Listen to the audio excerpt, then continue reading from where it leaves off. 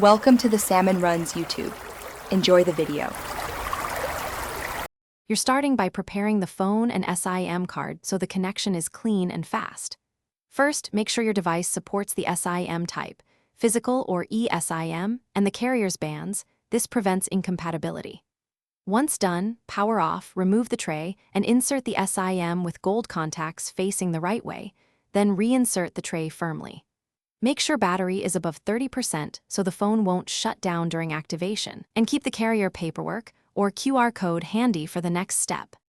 Now you activate and configure the Wi-Fi SIM to actually deliver internet.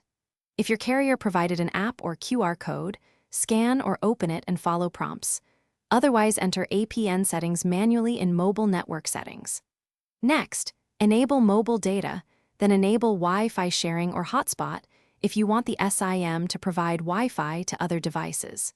Make sure network preference is set to LTE or 5G for best throughput, and restart the phone after settings to force a fresh network registration. Finish by testing the connection and knowing one key troubleshooting move.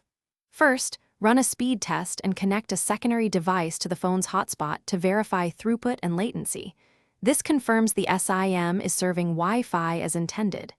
If you see no service, toggle airplane mode, power cycle, and reinsert the SIM. Next, check APN and network mode. If still failing, contact the carrier with your IMEI and SIM number. This lets them check provisioning and resolve activation issues. Thanks for watching. Consider subscribing if we helped you.